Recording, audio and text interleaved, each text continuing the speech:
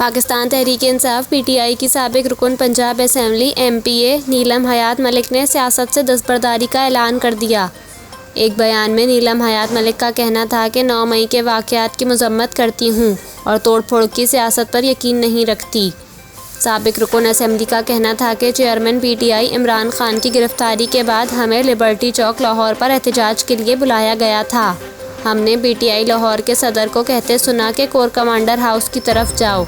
इनका कहना था कि जिन्ना हाउस में जो नुकसान और तोड़-फोड़ हुई वो नहीं होनी चाहिए थी। मौजूदा हालात के पेश नज़र मैं सियासत से रिटायरमेंट का ऐलान करती हूँ।